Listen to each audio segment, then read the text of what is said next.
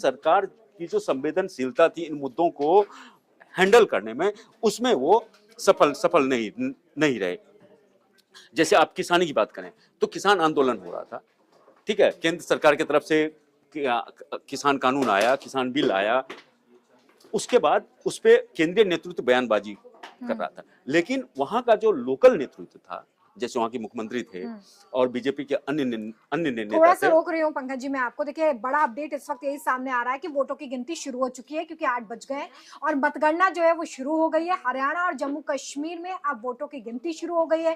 थोड़ी देर में ही रुझान आना भी शुरू हो जाएंगे, जो हम आपको सबसे पहले बताएंगे। सबसे सटीक नतीजों के लिए आप हमारे साथ बने रहिए, और ये भी हम आपको बताएंगे कि यहाँ पर इस बार क्या मुद्दे रहे हैं, जनता ने किन मुद्दों पर वोट किया है, और आखिर किसका पलड़ा ज्यादा भारी नजर आ रहा है। हालांकि जो रुझान सामने आएंगे वो नतीजों में तब्दील होने में थोड़ा सा समय लगेगा रोहन, लेकिन रुझान काफी हद तक इस तस्वीर को साफ करते हैं कि आखिर किसकी सरकार वहां पर बनने जा रही है, या कौन ज्यादा लीड लेता हुआ नजर आ रहा है।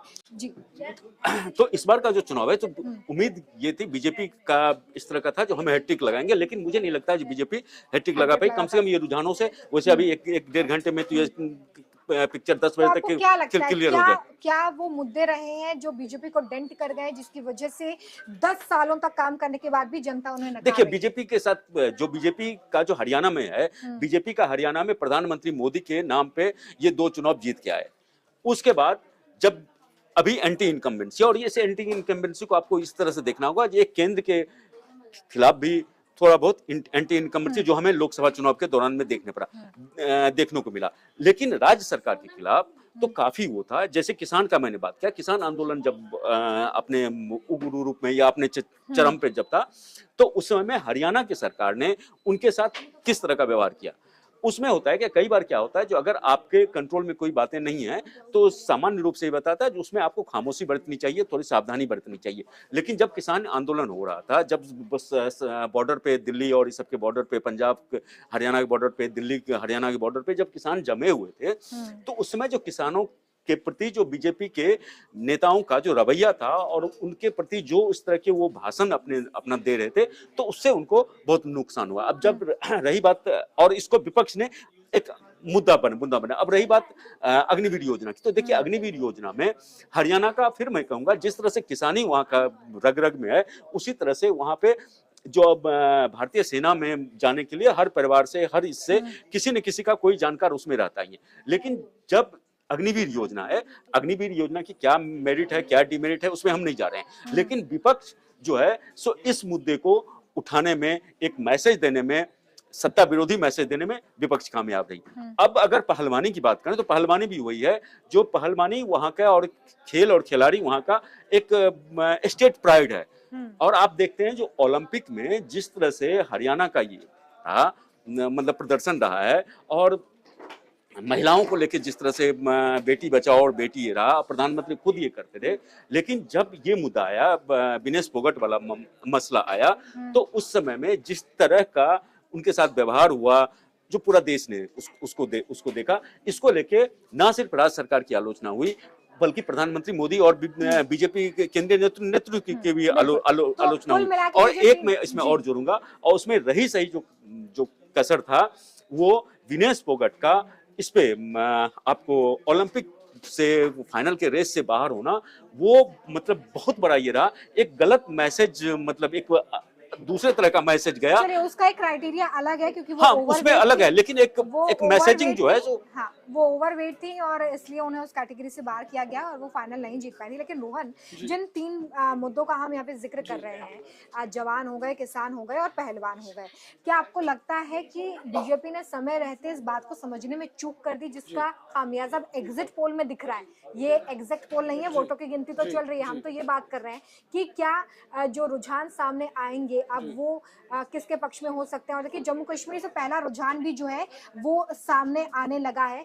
थोड़ी देर में एक सीट पर बीजेपी जो है वो आगे नजर आ रही है। जम्मू कश्मीर से पहला रुझान सामने आया है। देखिए कश्मीर के गुलमर्ग सीट से कांग्रेस इस वक्त आगे है, और हरियाणा के समालखा सीट से भी कांग्रेस इस वक्त आगे चल रही है। तो कहीं ना कहीं अपने आप में बड़ी बात है। रुझानों में अब धीरे धीरे रुझान सामने आने लगे हैं, इस पर हमारा फोकस रहने वाला है। लेकिन रोमिता, जैसा कि आपने जिक्र किया कि बीजेपी से चूक कहां हुई, कांग्रेस का मैनिफेस्टो आप देख लें, इस बार हरियाणा के लिए जो घोषणा पत्र कांग्रेस ने जारी किया था, उसमें बड़ी बातें जो है कांग्रेस ने किस तरह से सभी वर्गों को साधने की जो कोशिश की है, चाहे महिलाएं हो, बच्चे हो, बुजुर्ग हो, वर्किंग क्लास हो, चाहे पहलवान हो, चाहे किसान हो, सभी को कांग्रेस ने 7 वादे पक्के इरादे, कांग्रेस की घोषणा पत्र का मैनिफेस्टो का उसने नाम दिया कहीं ना कहीं।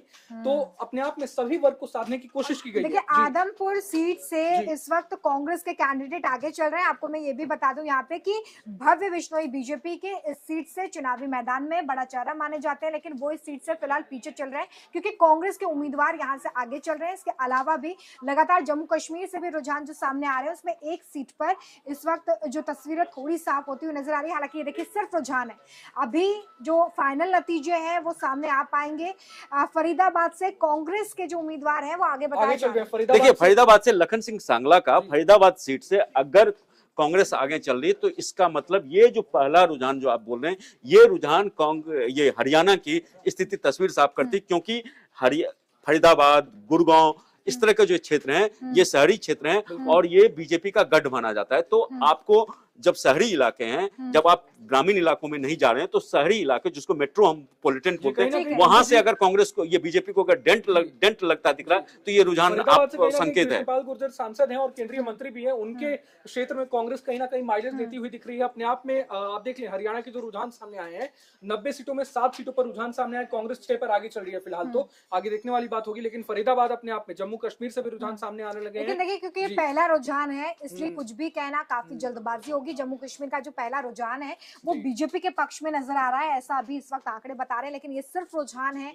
नतीजे इससे अलग भी हो सकते हैं, उलट भी हो सकते हैं, इसलिए अभी कुछ भी कहना जल्दबाजी होगी। जैसे हम फरीदाबाद सीट की बात कर रहे हैं तो पंकज जी और रोहन, क्योंकि ये पहला रुझान है, अगर हम शहरी क्षेत्र यानी कि अर्बन और रूरल दोनों एरियाज को कंपेयर करें तो आप यहाँ पे किसकी पकड़ कहां पर ज्यादा मजबूत देखते हैं? देखिए, सोनीपत, फरीदाबाद, गुड़गांव, ये ऐसे इलाके हैं जहां की बीजेपी की स्थिति बहुत स्ट्रांग है। वो हम लगातार मतलब पिछले कई लंबे समय से देखते आ रहे हैं। तो अगर इन सीटों पे अगर बीजेपी को डेंट लग रहा है, बीजेपी पिछड़ती हुई नजर आ रही है, हालांकि ये अभी एकदम शुरुआती रुझान है, अभी तो बैलेट पेपर की गिनती हो रही होगी, लेकिन एक होता है जो मॉर्निंग सोच द डे वाला, ये हो रहा है। और आप देखिए अभी का जो है सो 11 में 9 और 2, तो मतलब आप ये जान जाइए जो 60 के आसपास का जो है, आसपास अभी के तक मौजूदा रुझान से 60 के आसपास कांग्रेस और 20 के आसपास आपको बीजेपी दिख रही है। और उसमें अन्य के खाते में तो अभी कुछ नहीं है, तो अगर उसमें जाते हैं तो 8 से 10 अन्य के खाते में, मतलब 55 ± 5, इधर 25 ± 5 पे कांग्रेस जो है वो आगे चल रही है। इसके अलावा देखिए, हुडला से कांग्रेस आगे नजर आ रही है। कई सीटों पर इस वक्त जो हरियाणा में रुझान सामने आ रहे हैं वो कांग्रेस के लिए अच्छी खबर लेकर आते हैं।